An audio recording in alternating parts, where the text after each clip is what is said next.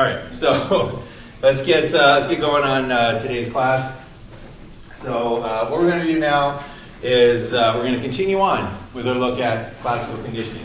So in the previous class, we introduced classical conditioning. We introduced the basic idea of pairing a neutral stimulus with an unconditioned stimulus, and that will lead to that neutral stimulus changing into a conditioned stimulus, and that's where the learning occurs.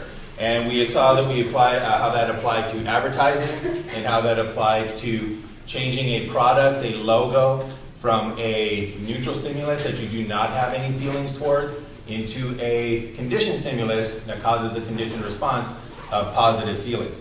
And we never explicitly stated this, but remember I mentioned that one of the kind of cliches of advertising is that sex sells.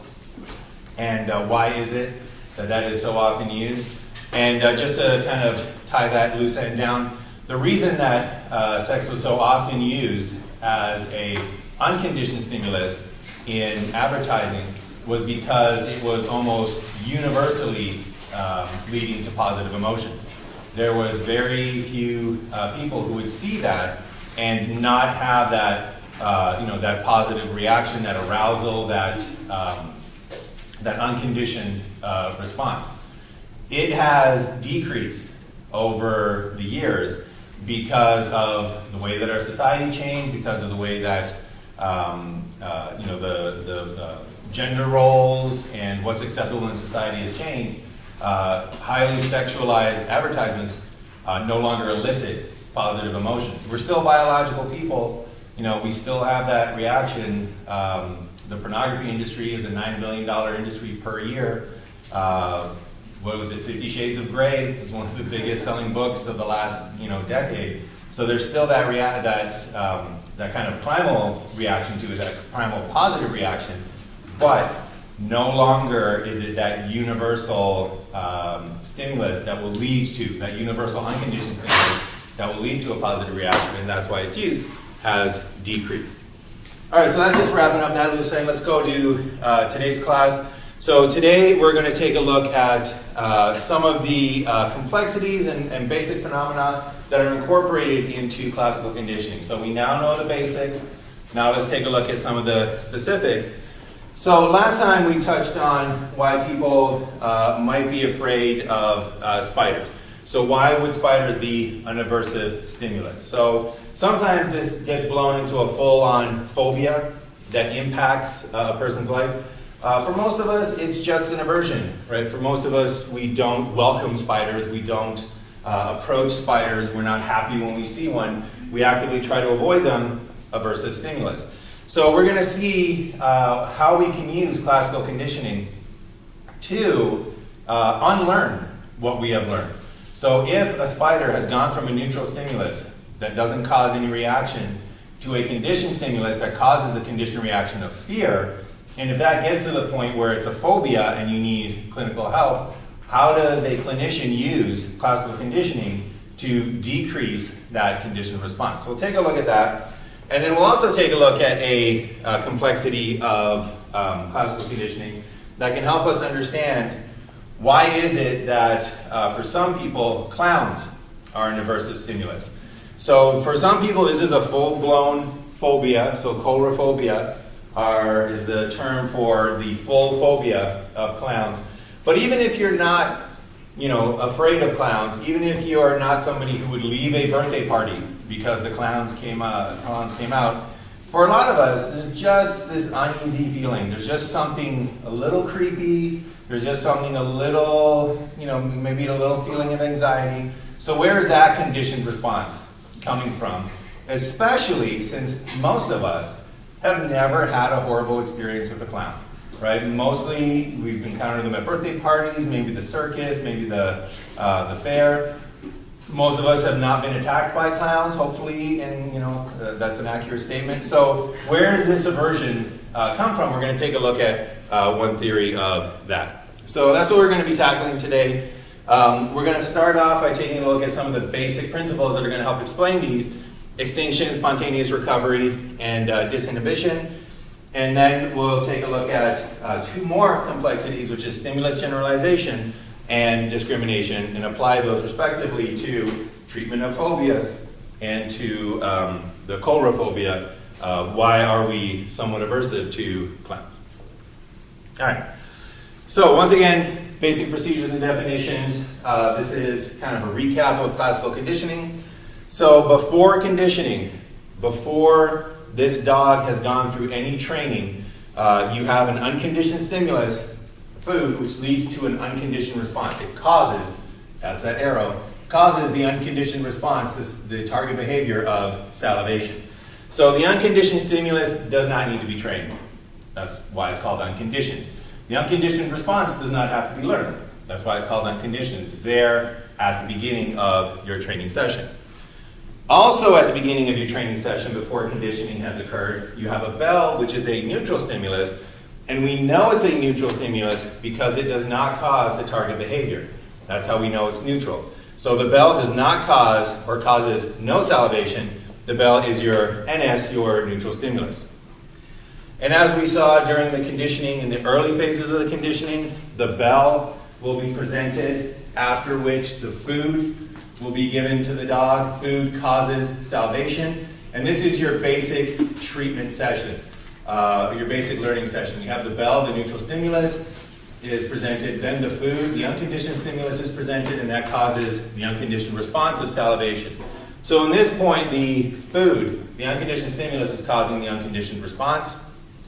Later on in conditioning, the bell has changed from a neutral stimulus into a conditioned stimulus, and this is where the learning occurs. This is what the learning is. It's the change from the neutral to the conditioned stimulus, and we know that it's changed because now when we present the bell on its own, it will cause a response. This is called the conditioned response because the bell is now a conditioned stimulus. Conditioned stimulus causes a conditioned response. And it's very important to keep those two unconditioned responses and conditioned responses very separate, because sometimes, like in this case, they're the same, they're both salivation. Other times they're completely different.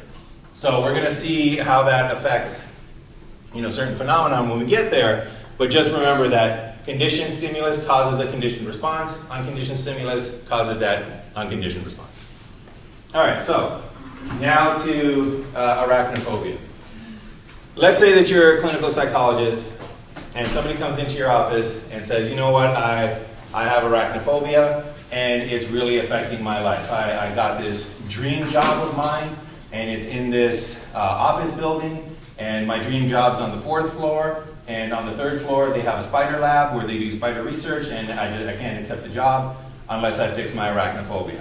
So we need to get this taken care of.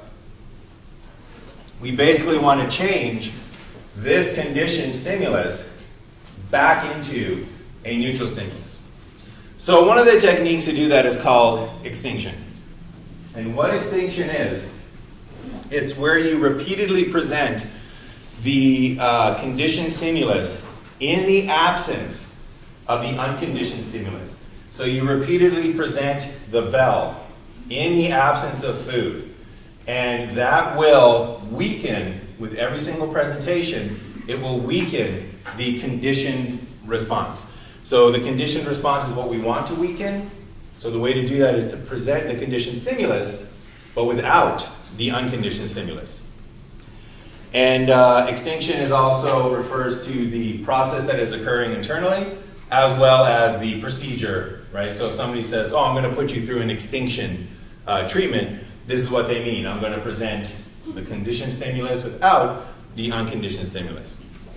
So let's say, go back to the textbook example, let's say that this is the end of the experiment, and we have trained the dog. Every time you ring the bell, the dog now salivates. The bell is a conditioned stimulus. The salivation is the conditioned response. If we want to get rid of that, what we can do is we simply keep ringing that bell without presenting food. We present the conditioned stimulus without the unconditioned stimulus.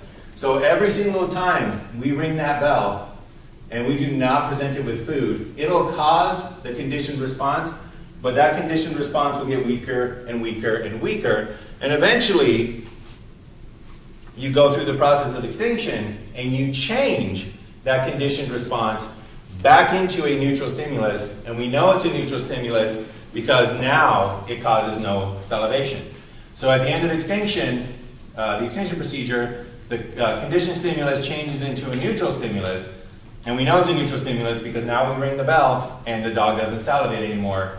There's no response. Now I have that neutral stimulus in quotations because while it is a neutral stimulus, while it no longer causes the target behavior, it is not at all the same neutral stimulus that it was before training.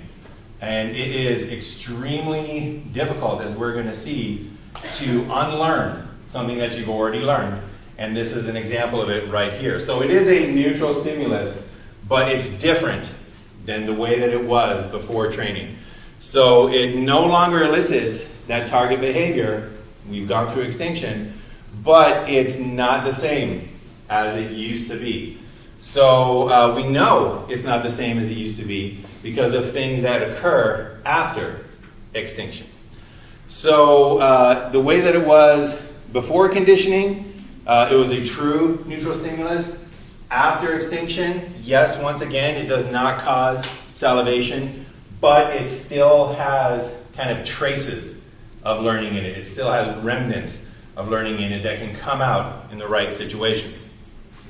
So what are some of these situations?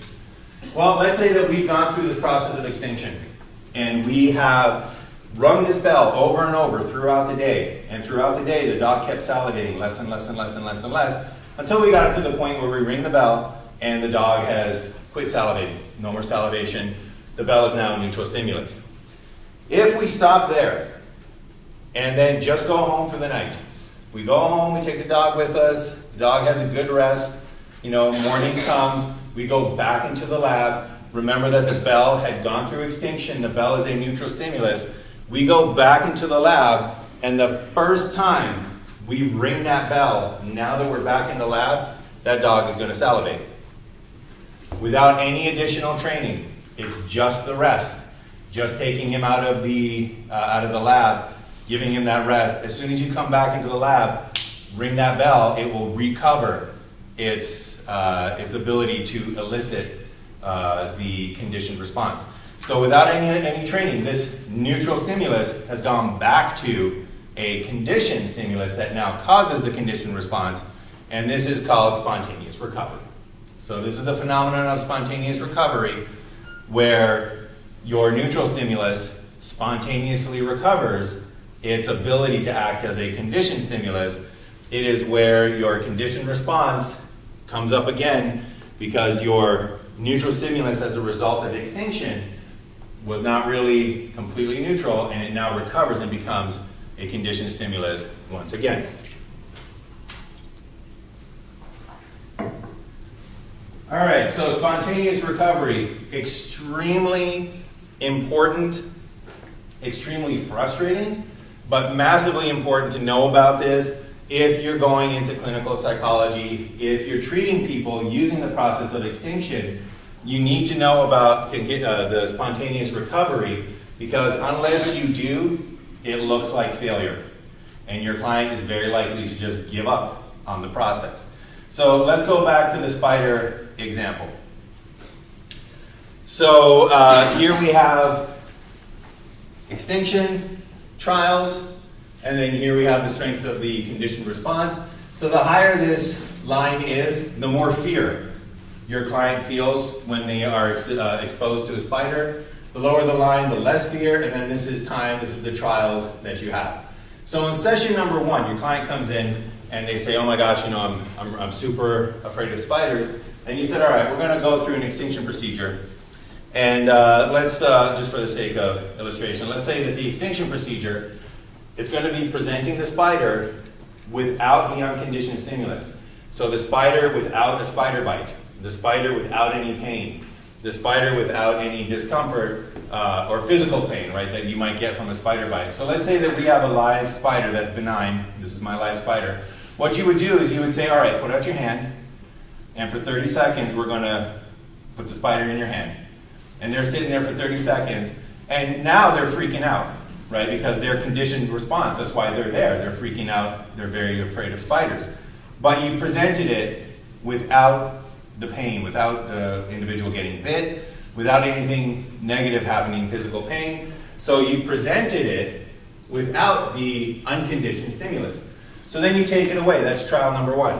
They recover and you say, all right, trial number 2, another 30 seconds. They're still going to be afraid, but slightly less afraid, right? They're not going to be as afraid. Then you do it again, trial number 3, spider in their hand. Do it again, do it again. And as they go through that session, their fear of this spider through extinction, because you keep presenting the spider, the conditioned stimulus, but not, for example, the spider bite, you keep presenting it, their fear of the spider will go down and down and down to the point where you put it in their hand and you say, you know, are you afraid? And they're like, no, I'm fine. You're not going to get it to the point where they're like, oh, I love spiders, but you're going to get it to the point where they're like, I think I'm okay, I'm doing well. You get them down here. It would be wonderful if that was it. It would be wonderful if you could just say, go ahead, you're cured, it's now neutral stimulus. But you have to deal with spontaneous recovery. Because if that patient goes home, goes to bed, wakes up in the morning and sees a spider, even if they don't get bit, even if there's no unconditioned stimulus, their reaction is going to pop right back up because of spontaneous recovery. Now, you'll see it doesn't recover fully, right? So we haven't wasted time, but this definitely looks like failure, doesn't it? This definitely looks like, oh my gosh, I spent all this time, I went to this psychologist, and I thought I was cured, but oh man, I'm still scared of spiders. I guess I'll just be that way my whole life. It's not the case. You went through spontaneous recovery. So what they need to do is come back for another session and say, here's your spiders again. All right, I'm really scared. All right, here's another 30 seconds. Not so scared. Okay, here's another 30 seconds. Until you get them extinguished again, until you get them to the point where they're like, okay, I think I'm okay. I think I'm doing pretty well. It's going to happen again, right? You're going to go through spontaneous recovery one more time. And again, it looks like failure, but it's not. And in a treatment session like this, you need to know about spontaneous recovery because it's going to take you a while before you finally get it to the point where they come into your office, they come into your clinic, and you say, all right, first session, here's a spider, and they say, I'm fine, I'm good. That's what you want to get to, but this spontaneous recovery makes it a challenge, makes it very difficult to get there. And especially if you're unknown, if you don't know about it, to a person who's not a psychologist, it really looks like failure. And this is one of the reasons why a lot of people who try to treat themselves, who try to say, you know what, I'm going to get up the courage, today's the day, I'm going down to that basement, I'm going to expose myself to all those spiders, they'll get here, right? They might get here through force of will. The reason we're all in this room is to learn about this so we can actually help people. Because if you go through that horrible, horrible day where you're exposing yourself to spiders and you think you're cured, and then the next time you see a spider, you freak out once again because of spontaneous recovery, you're just going to think that's the way that you are. Not necessarily. All right, so any questions about spontaneous recovery? That's one of the kind of complexities of classical conditioning. Yep. You said the neutral response becomes what? In spontaneous recovery, the neutral response goes back to being, there's no neutral response, sorry. Okay. The neutral stimulus goes back to being a conditioned stimulus. Okay. And that conditioned stimulus causes the conditioned response. Okay. All right, so that's one of the complexities. Let's take a look at another one.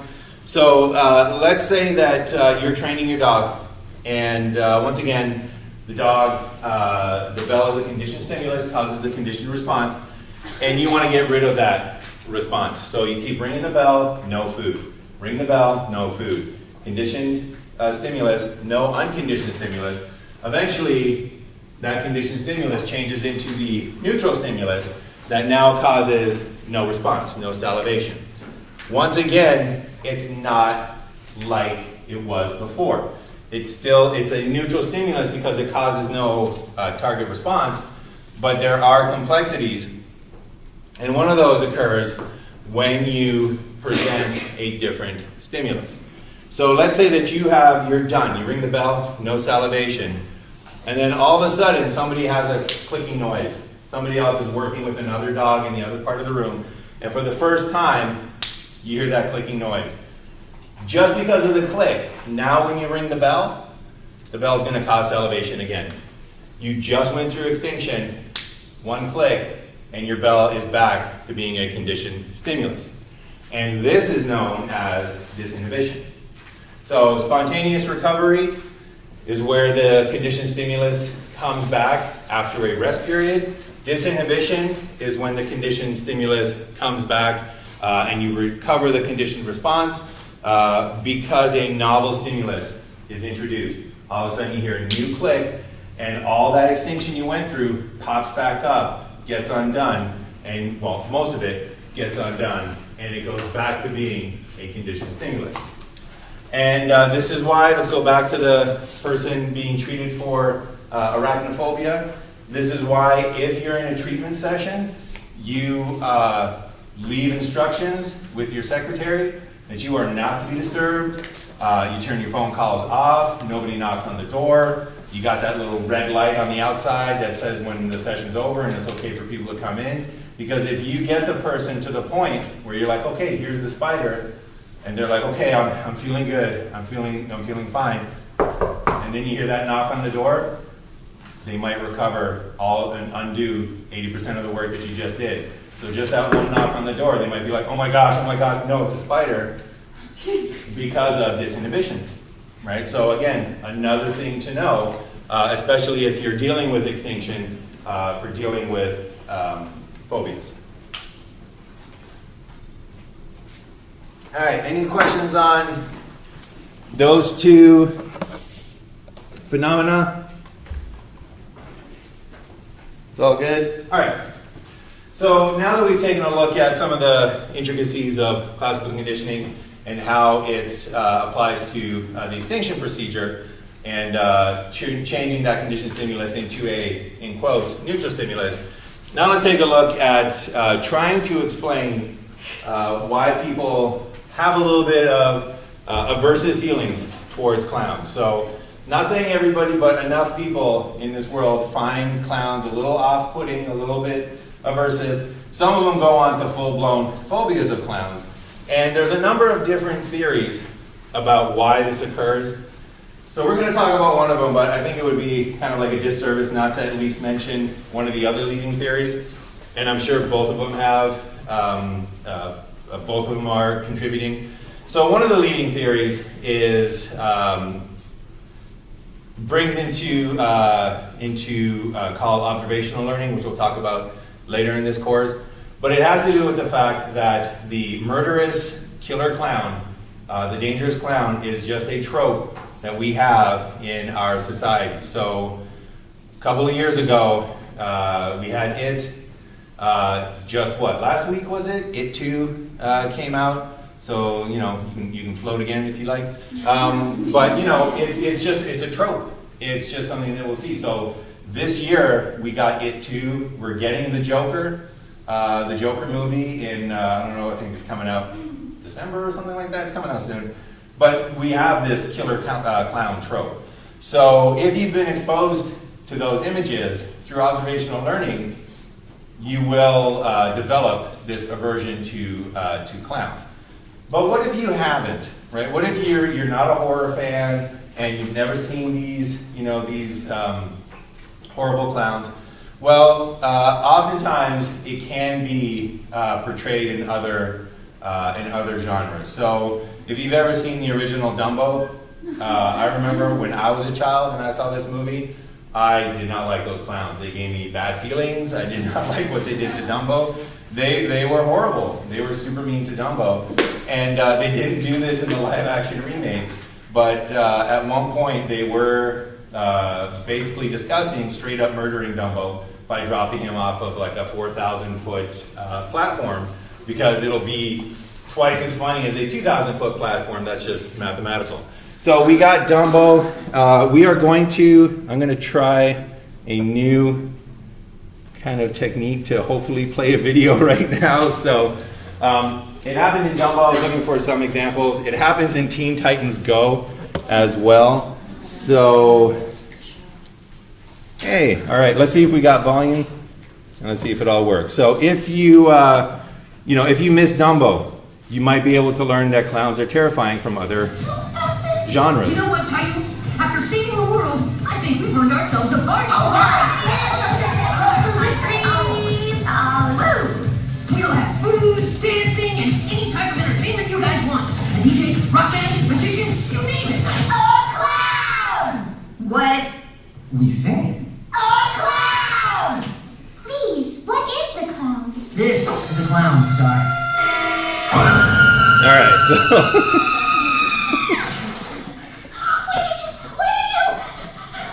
Well, they entertain small children. okay, so so we will see again. Just remember this for observational learning.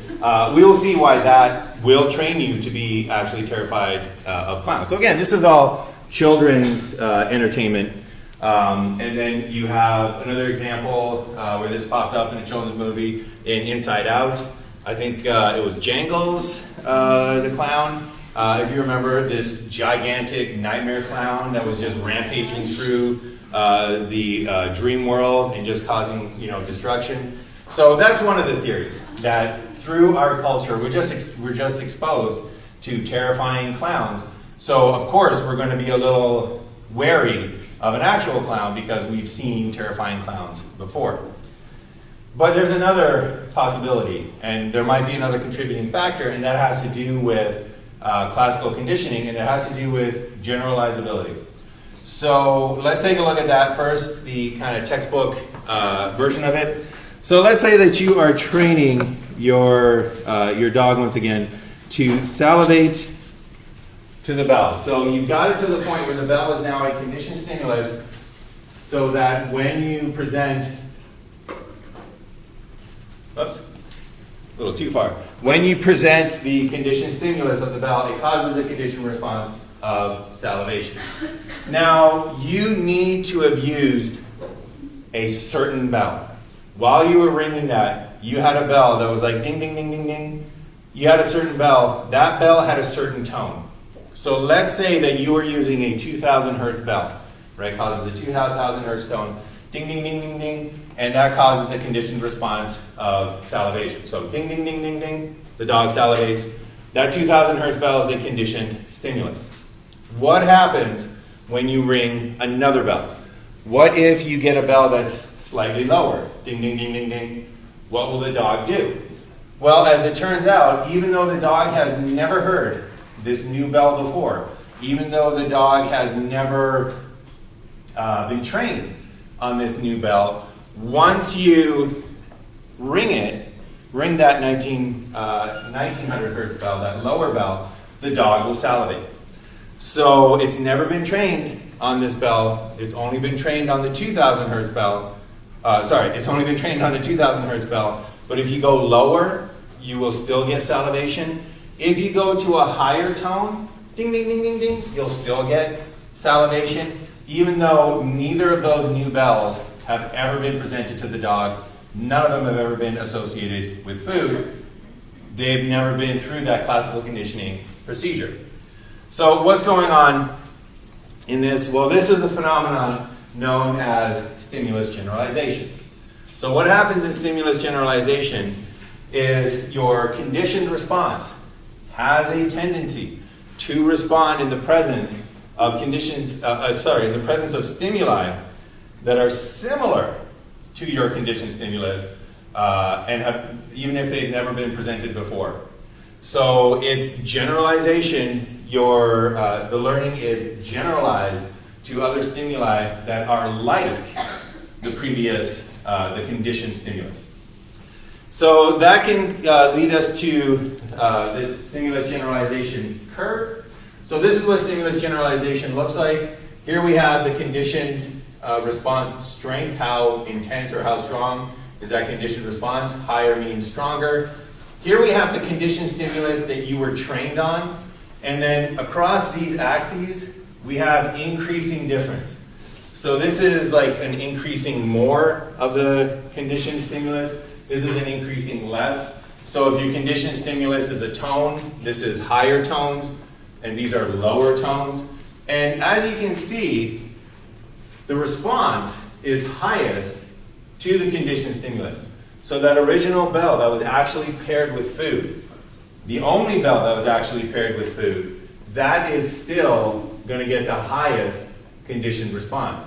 But other stimuli that are like that conditioned stimulus will still cause a response, they'll still have a certain strength, even if they have never been presented before.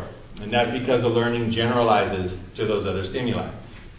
So for example, if the dog was trained on a 2000 hertz tone, that 2000 hertz tone or bell went from being a neutral stimulus to a conditioned stimulus, the dog will still salivate, though somewhat less, to a 1900 hertz bell. It will still salivate, though somewhat less, to a 2100 hertz bell. And if you get different enough, the salivation will drop to 0, but you still get that generalization across a dimension of that stimulus.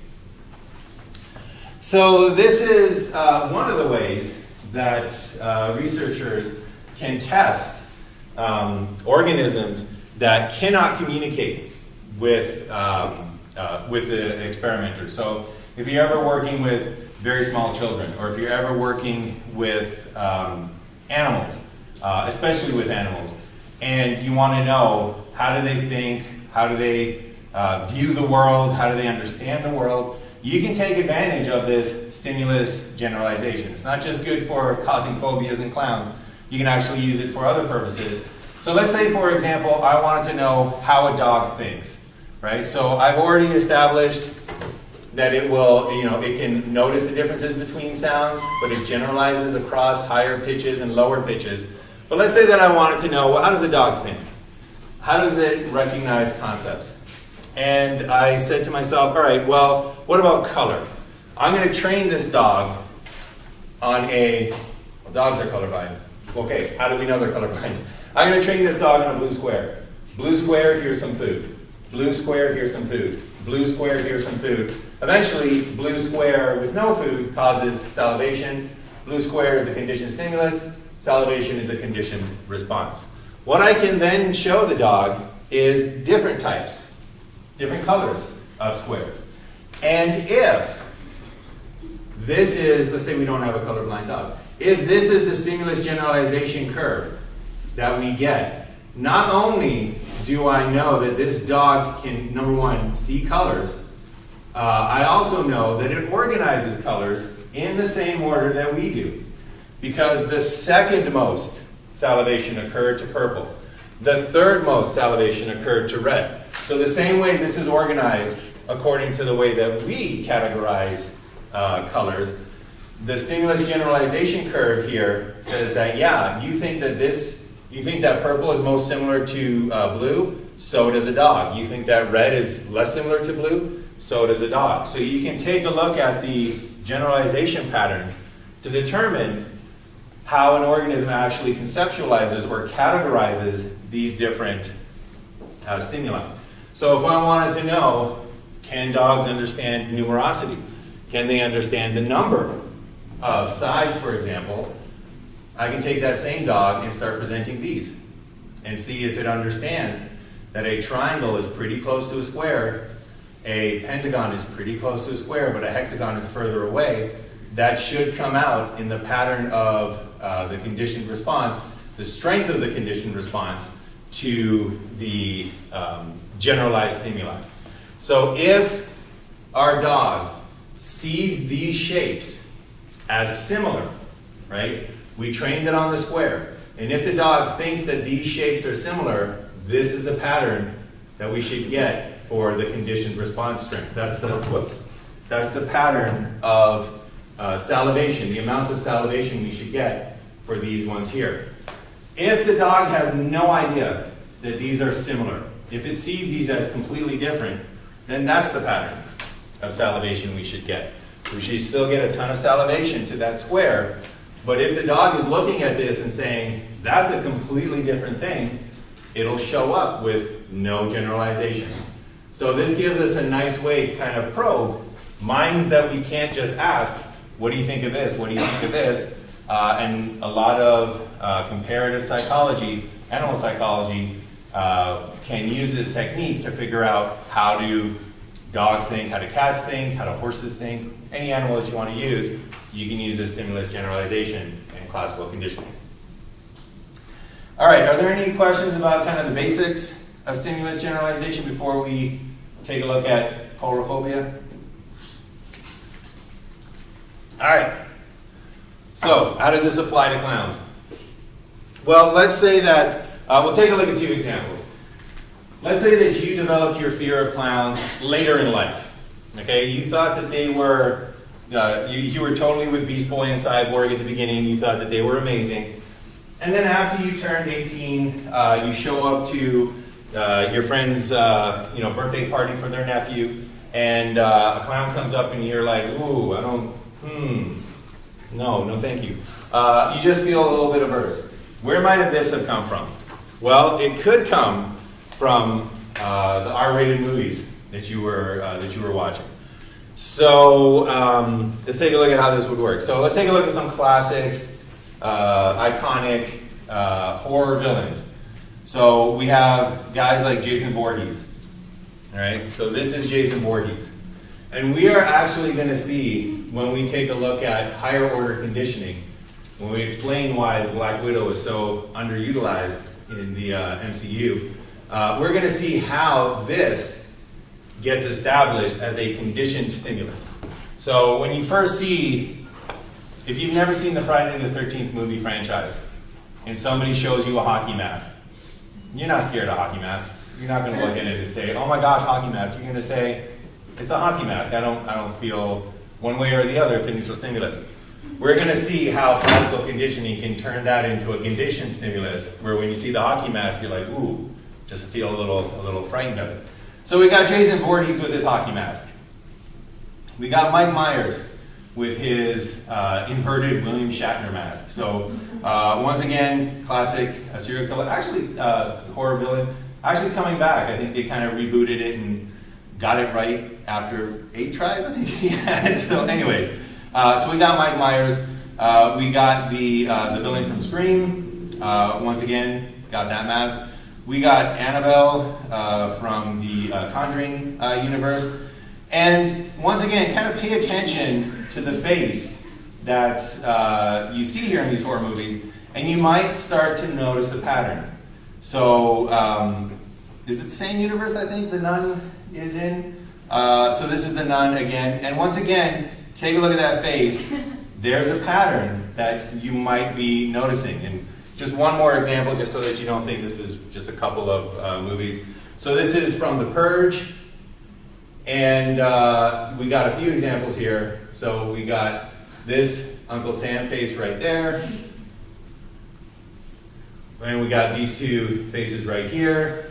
And once again, if you've seen these horror movies, then what you've seen is you have seen these faces paired with the unconditioned stimulus of violence, of terror, and that unconditioned stimulus causes fear.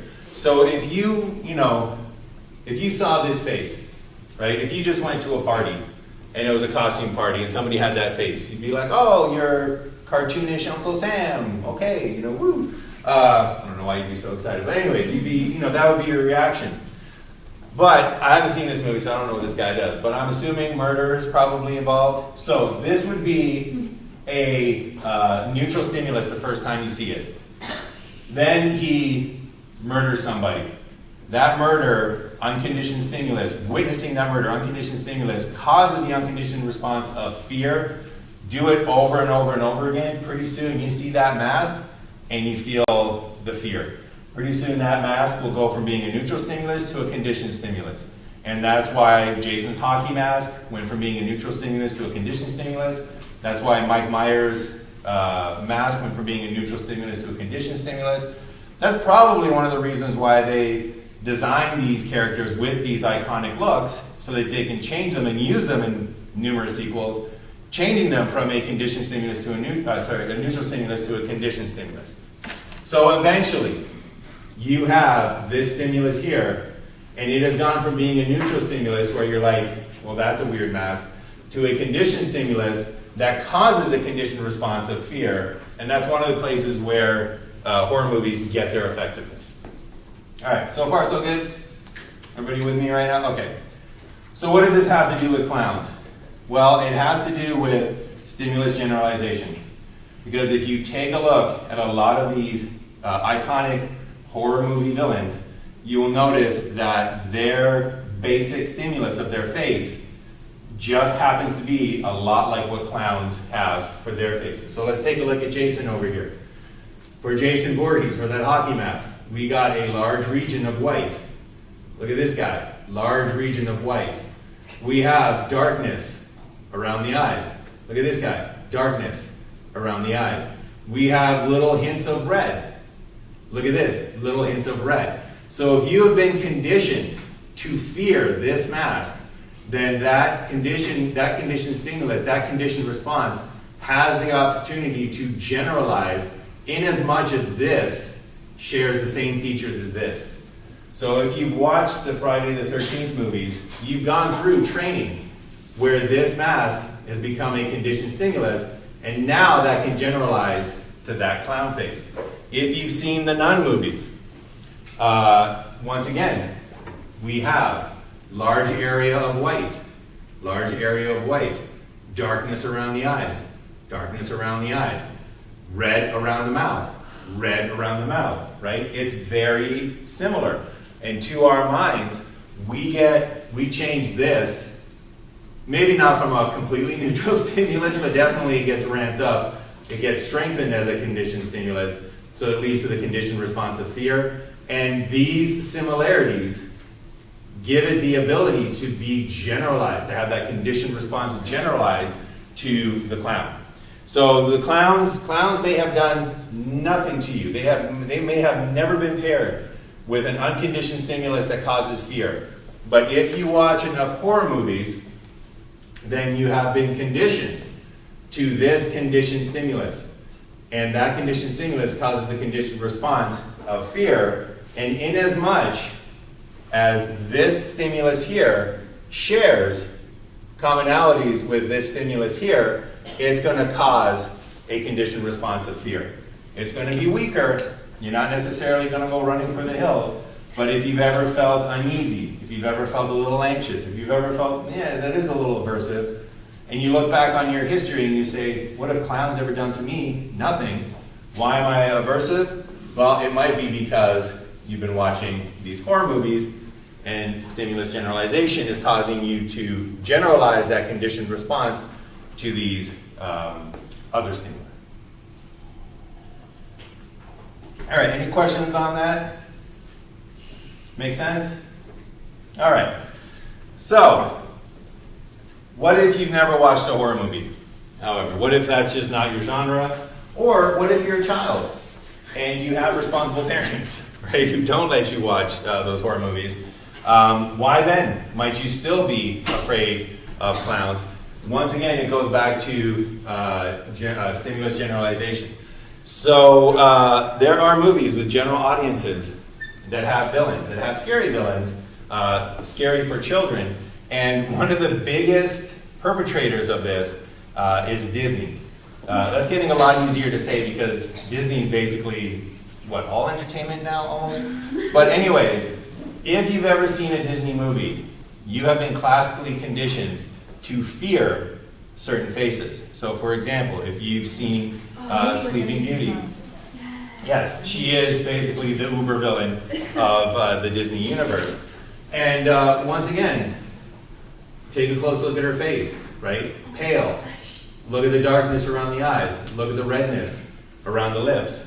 A common theme you'll notice is that I don't think a single Disney villain knows how to do their makeup to be subtle. It's way over the top. But notice, white or pale, redness around the lips, darkness around the eyes. Ursula, yes. If you've seen The Little Mermaid, right? Once again, that face has been paired with, she does horrendous, horrible things to a lot of people. Ursula was actually one of the, I think, was a little bit scarier than Maleficent, especially if you saw those, remember what the mermaids turned into? Just those horrible looking worm, yeah, the little worm creatures. Yeah, the poor unfortunate souls. It's scary. That was like a scary, feeling to be trapped, to be in a hopeless situation, right? That's your unconditioned stimulus right there. So there's Ursula's face. Take a look at those people in that hopeless situation. Causes the unconditioned response of fear. There's Ursula's face. Take a look at those poor unfortunate souls. Causes unconditioned, responses of fear. There's Ursula turning into a giant sea monster at the end, and basically causing havoc everywhere. Unconditioned stimulus, unconditioned response of fear. She turns into a conditioned stimulus. So once again, we have pale face, we got darkness around the eyes, we got redness around the mouth. And this is almost universal amongst Disney villain design. So we have the Queen from Snow White. Once again, maybe not as pale in the face, but red lips, has the darkness around the eyes. If you've ever seen The Rescuers, this one is actually very interesting. And we'll bring this up again when we take a look at observational learning. This villain was probably one of the least threatening, I would say, villains in the Disney canon. So you have, I can't even remember her name. Does anybody remember? Penny was the girl they were trying to save. But she's basically just a human. She's just a woman. She's not even that put together. She's not even that skilled. It's not like she knows karate or anything. She's just an older lady that kidnapped a little girl. When we get to observational learning, there's a good reason why I think they were able to make this movie, and they had this villain that was so depowered. One of the things that we'll see is that in observational learning, you go through way more learning if there's a person in the story that is like you. So the fact that children watch these movies mean that little 5-year-old Penny, they were identifying with her way more than 17-year-old Aurora. How old, anybody know? 13-year-old Jasmine. I know some of the ages are inappropriate for the content, but anyways, the older they are, the less a child will identify with them, the less scary a villain is going to be. So if you have an older villain, if you have an older hero like Aurora, like Ariel, you can ramp up your villain and it's not going to be too scary for the kids. If you got a little 5-year-old that's being kidnapped to a 5-year-old, that'll be way more terrifying. So they had to ramp this one down. And we'll talk about that in observational learning. But once again, notice, pale face, red lips, darkness around the eyes. And, let's keep it going. One more example here. Cruella de Vil, 101 Dalmatians. Again, does tons of scary things, does tons of cruel things. Yells at her henchmen, right? Just to a child, just getting yelled at is a scary thing. Unconditioned stimulus causes that unconditioned response of fear. That gets paired over and over again with her face. And what is her face? Pale face, red lips, darkness around the eyes. So if you've been watching Disney films as a child, there we go. If you've been watching Disney films as a child, then this, through the story, has changed from a neutral stimulus, right? There's nothing wrong with this face. There's nothing inherently evil about this face. But after seeing all the cruel things that she does, after seeing all the horrible acts, after all those unconditioned stimuli getting paired with this neutral face, this neutral stimulus, it gets changed into a conditioned stimulus. And as much as this is like this, pale face, red lips, darkness around the eyes, as much as it is like that, it's going to go through stimulus generalization. So once again, you're going to have that conditioned stimulus. You've watched the movie, you are now conditioned to cause the conditioned response to the fear to the conditioned stimulus of Cruella de Vil. And the next time you go to a birthday party and that clown pops out, through stimulus generalization, you're going to have a little bit of aversion. You're going to have a little bit of fear. So if you've watched horror movies, if you've watched Disney movies, if you've watched any movies where somebody with a pale face, red lips, and dark eyes has done evil to another individual, you've conditioned yourself to be a little put off, by clowns. All right, any questions on that? You ever gonna watch a Disney movie the same way again? All right, so the last thing we're gonna do is we're going to go through one last little complexity here, and that has to do with what if you've gone through this process and you've gone through the generalization and now you're a little bit afraid of clowns. Is there any way to keep this fear, right, to keep being able to enjoy the kind of scary goodness that comes with watching a good film while still not being averse to or seeing this as an aversive stimulus? Is there anything that you can do to attain that? As it turns out, there is. So there's one last procedure we're going to take a look at. So let's say, let's start it off here and we'll go back to the bell. Let's say that during conditioning, we present that 2000 hertz tone, that ding, ding, ding, ding, and that's the neutral stimulus. And we pair that with food. Food is the unconditioned stimulus. Food leads to the unconditioned response of salivation. So that's during conditioning. Let's say that also during conditioning, we ring a 19 hertz tone. So ding, ding, ding, ding, ding. But that one we present with no food. We don't present food with that tone. So we randomly alternate between the higher pitched bell and presenting food and the lower pitched bell and not presenting food. And we just randomly go. And when it's like ding, ding, ding, the dog gets food. If it's ding, ding, ding, the dog receives no food. After conditioning, both of those are going to change into conditioned stimuli. The 2000 hertz tone is going to be an excitatory conditioned stimulus that is going to cause the conditioned response of salivation. So now when you go ding, ding, ding, ding, ding, and don't present food, that bell is turned into a conditioned stimulus, an excitatory conditioned stimulus, that's going to cause a conditioned response of salivation. What about the bell that was never paired with food? It was presented to the dog, it was there during training, but it was never paired with the unconditioned stimulus of food. That actually turns into an inhibitory conditioned stimulus, which will still lead to no salivation. So this is the process known as stimulus discrimination. This is where you have the tendency of a conditioned response to be elicited more by one conditioned stimulus than by another. And it's through this training, right, it's through presenting these two tones during training, one with food, one without, one with the unconditioned stimulus, one without. That's how you get to this stimulus discrimination.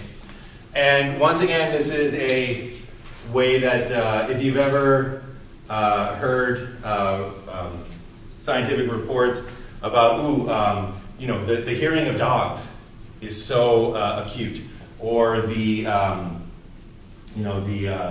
smell. Dogs can smell very small little differences. This is how they know, right? So this is how they can tell that dogs can tell very small little differences. They will pair, for example, one smell with the unconditioned stimulus of food. They will pair a very, very similar smell with no food, and then they'll just present those smells to the dog.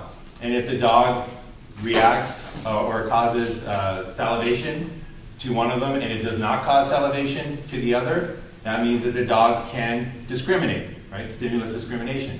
If, on the other hand, the dog is generalizing and it doesn't show any difference, that means that the dog cannot discriminate between the two stimuli. And if you've ever read up about reports on police dogs in law enforcement, everybody probably knows about the drug sniffing dogs.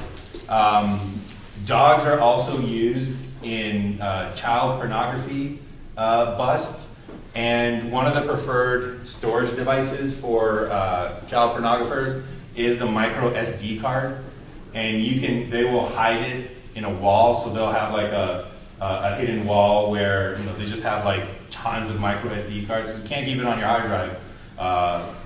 They know too many people have taken their computers into Best Buy and got that police knocking on their door. But anyways, that's the preferred mode of of hiding it. Dogs can smell micro SD cards. You can train dogs to find where it is. They can actually smell those things that are in your phone if they go into a house. So they know that because of this. They know that because here's a micro SD card, here's another piece of plastic, salivates to the micro SD, doesn't salivate to the plastic, shows that they can discriminate. So anyways, that's how you would train discrimination. So what does that cause your stimulus generalization to look like? Well, if you didn't train discrimination, right? So remember, this is the stimulus generalization curve that we saw first. If you didn't train discrimination, then the 2000 hertz tone would lead to the highest response. The 1900 hertz tone would lead to a lower response.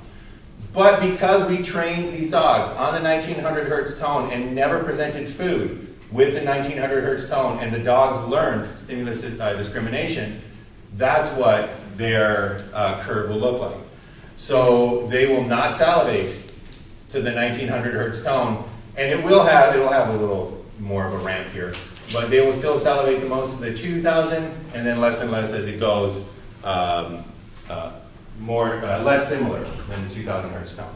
So if you ever have that aversive experience to clowns, if you've ever felt anxious around clowns, if you watched it too many times to feel comfortable around clowns, that means that you're in this situation right here, where you're having this conditioned response.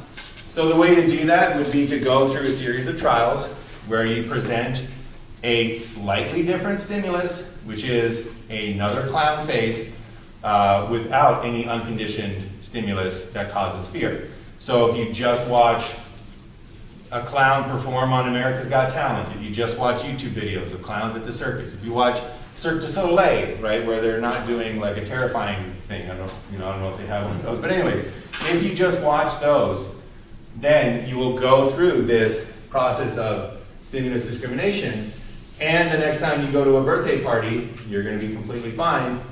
And when you see the sequel to it, you'll be completely terrified, as you would want to be.